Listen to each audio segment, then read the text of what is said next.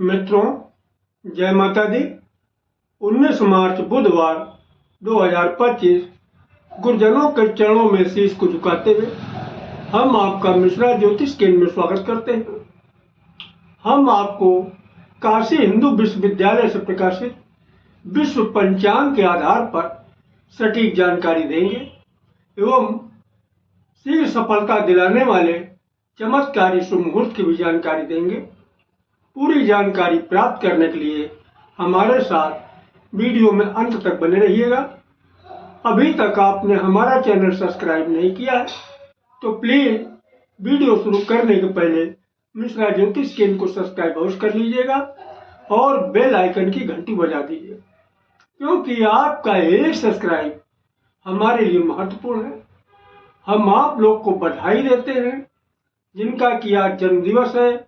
हम आप लोग को हार्दिक शुभकामनाएं दे रहे हैं जिनकी कि आज मैरिज एनिवर्सरी है। हम आप लोगों को यानी जो इस वीडियो को देख रहे हैं इनकी दिक्कत परेशानी दूर हो, माता रानी से विनती करते हैं। 19 मार्च बुधवार 2025 आज का पंचांग श्री सुसंवत 2081, शक संवत 1946, सूर्य उत्तरायण, बसंत ऋतु, चैत्र मास, कृष्ण पक्ष पंचमी तिथि रात्र में 10:26 तक रहेगी। इसके बाद षष्ठी तिथि आरंभ हो जाएगी। विशाखा नक्षत्र शाम को 5:35 तक रहेगा। तदुपरांत अनुराधा नक्षत्र आरंभ हो जाएगा। हर्षण योग दिन में 3:08 तक रहेगा। तदुपरांत वज्र योग आरंभ होगा। कौलव करण प्रातः 7:48 तक, तैतिल करण रात्र में 8:47 तक रहेगा। चंद्रमा तुला राशि में दिन में 10:56 पर चंद्रमा वृश्चिक राशि में प्रवेश कर जाएगा।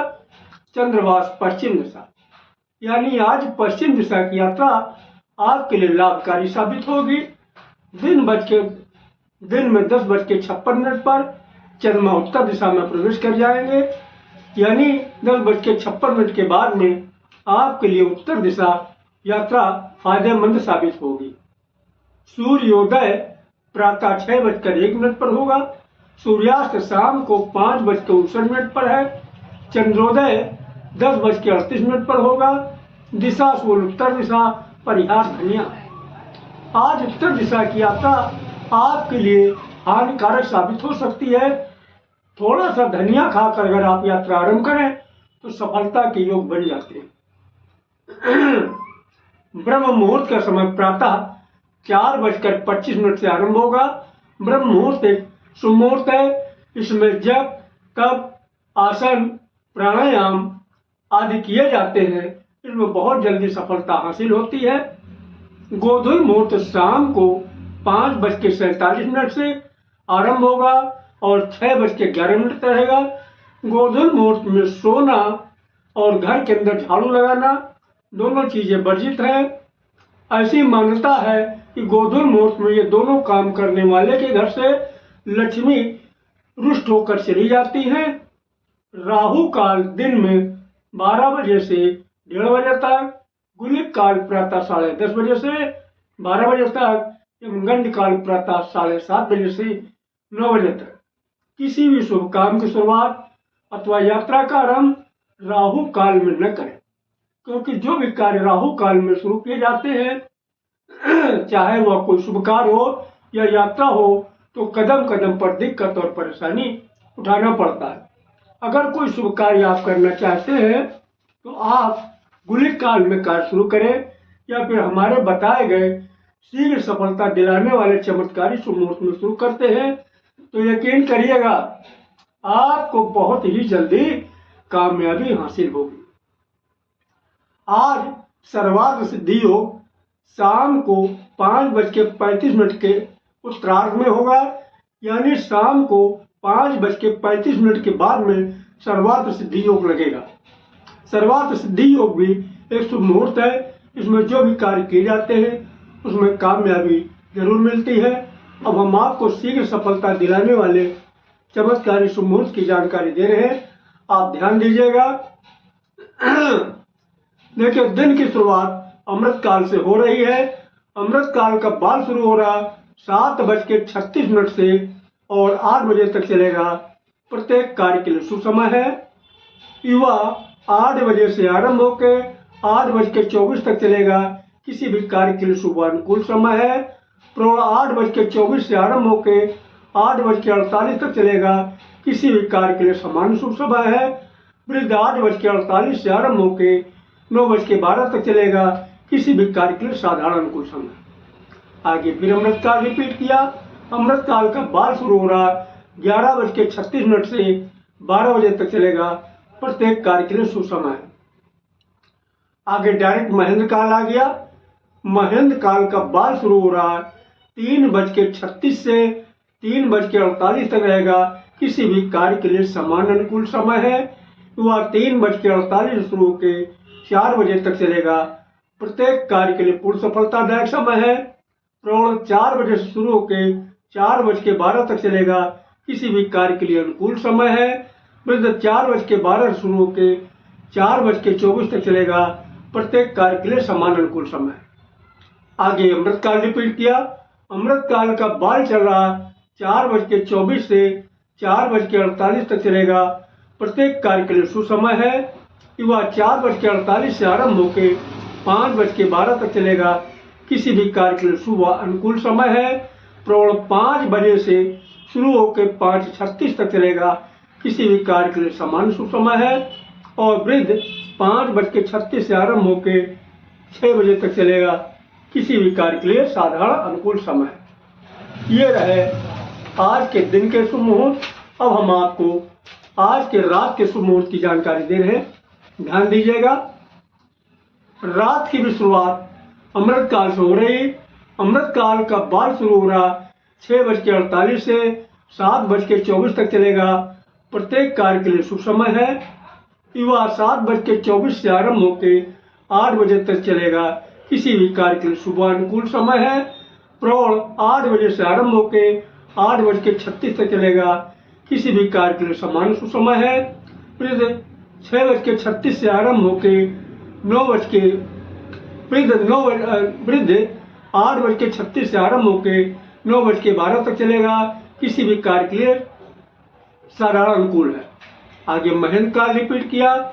महेंद्र काल का बाल शुरू हो रहा 9:12 से 9:36 तक चलेगा। किसी भी कार्य के लिए समान अनुकूल समय है।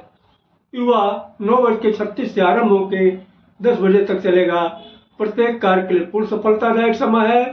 प्रौढ़ 10 बजे से आरंभ होकर 10:25 तक चलेगा। किसी भी कार्य के लिए अनुकूल समय है। वृद्ध 10:25 से आरंभ होकर 10:48 तक चलेगा। प्रत्येक कार्य के लिए समान अनुकूल समय। आगे फिर अमृत काल रिपीट किया। अमृत काल का बाल शुरू हो रहा 2 बजे से और 3 बजे तक चलेगा। प्रत्येक कार्य के लिए सुसमय है। युवा 3 बजे से आरंभ होकर 4 बजे तक चलेगा। किसी भी कार्य के लिए शुभ अनुकूल समय है। प्रौढ़ 4 बजे से शुरू होकर 5 बजे तक चलेगा। किसी भी कार्य के लिए समान सुसमय है। वृद्ध 5 बजे से शुरू होकर 6 बजे तक चलेगा। किसी भी कार्य के लिए साधारण अनुकूल समय। यह रहे चमत्कारी शुभ मुहूर्त शीघ्र सफलता दिलाने वाले। अब हम इसकी बेसिक को बता देना उचित समझते हैं। देखिए, इस विद्या की खोज करने वाले महाराज विक्रमादित्य के समय में एक बहुत बड़े ज्योतिषाचार्य हुआ करते थे, जिनका नाम था श्री वराह मिहिर जी। इस श्री वराह मिहिर जी की खोज है। इन्होंने यहाँ पर दिन की शुरुआत को प्रातः 6 बजे से मानी है। इसी तरीके से शाम की शुरुआत शाम को 6 बजे से मानी। यहाँ पर एक शब्द इन्होंने बार बार इस्तेमाल किया है, महेंद्र काल और अमृत काल। ये महेंद्र काल और अमृत काल है क्या? देखिए, महेंद्र काल एक शुभ मुहूर्त है और अमृत काल भी शुभ मुहूर्त है, लेकिन महेंद्र काल को इन्होंने प्राथमिकता का दर्जा दिया है। इसके बाद का दर्जा इन्होंने अमृत काल को दिया है। तो जहां तक संभव हो सके आप महेंद्र काल में किसी भी कार्य की शुरुआत करते हैं तो निश्चित ही आपको बहुत जल्दी सफलता हासिल होगी। अब एक शब्द इन्होंने और इस्तेमाल किया है बार बार, बाल, युवा, प्रौढ़, वृद्धि। ये क्या है? देखिए, इन्होंने समय को 4 भागों में बांट दिया। कौन कौन 4 भाग? बाल, युवा, प्रौढ़ और वृद्ध। आपको आसानी समझ में आ जाए इसके लिए हम आपको बहुत छोटा सा एक उदाहरण दे रहे हैं। देखिए, जब आपने जन्म लिया, आप बच्चे थे, आपकी उम्र बढ़ी, अब आप जवान हो गए, बचपना खत्म हो गया, जवान हो गए। जब और उम्र बढ़ी तो भाई अब आप अधेड़ हो गए, जवानी और बुढ़ापे के बीच में आ गए, यानी अधेड़ हो गए, आपकी जवानी खत्म हो गई। जब और उम्र बढ़ी तब आप अधेड़ भी नहीं बचे, अब आप हो गए बूढ़े।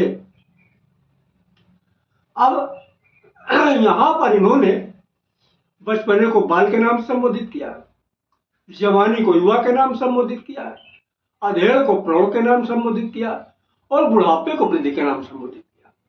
अब हम आपसे एक छोटा सा प्रश्न पूछ रहे हैं, उसका आप लोग जवाब दीजिए। प्रश्न ये है, कौन ताकतवर होगा सबसे ज्यादा, बच्चा या बूढ़ा? आप लोगों ने सही कहा, न बूढ़ा ताकतवर होगा न बच्चा ताकतवर होगा। अब सवाल यह उठता, फिर ताकतवर होगा तो जाहिर सी बात है ताकतवर होगा जवान या फिर अधेड़। तो आप चाहे महेंद्र काल में काम शुरू करें या अमृत काल में काम शुरू करें, जहां तक संभव हो सके आप युवा या प्रौढ़ा में कार्य की शुरुआत करते हैं तो यकीन करिएगा आप बहुत जल्द कामयाब होंगे। हाँ, किन्हीं कारणोंवश अगर आपको युवा और प्रौढ़ का समय नहीं मिल रहा है, तब आप बाल और वृद्ध का भी इस्तेमाल कर सकते हैं, तब भी कामयाबी मिलेगी। लेकिन भैया, लेकिन लगा हुआ, लेकिन क्या? देर में कामयाबी मिलेगी। क्यों? बूढ़े और बच्चे के पास क्षमता कम होती, ताकत कम होती, अपनी ताकत के हिसाब से आपको सहयोग करें, ठीक है ना? अगर आप हमारे द्वारा अपनी जन्म कुंडली का प्रेडिक्शन कराना चाहते हैं तो उसके लिए आपको मामूली सा शुल्क देना होगा, उसे आप हमारी मेहनताना समझ सकते हैं। हमारा संपर्क सूत्र इस प्रकार है, मोबाइल नंबर 9807225523, मिश्रा ज्योतिष केंद्र, कानपुर, उत्तर प्रदेश। हमारे द्वारा दी गई जानकारी आपको अच्छी लगी तो मिश्रा ज्योतिष केंद्र को सब्सक्राइब करें, लाइक करें और अपने इष्ट मित्रों में अधिक से अधिक शेयर करें। महाकाल के भक्त हैं तो हर हर महादेव, और माता भक्त हैं तो जय माता दी जरूर लिखे। माता पार्वती और भोलेनाथ मिलके आपकी मनोकामना को शीघ्र पूरा करेंगे। जय माता दी।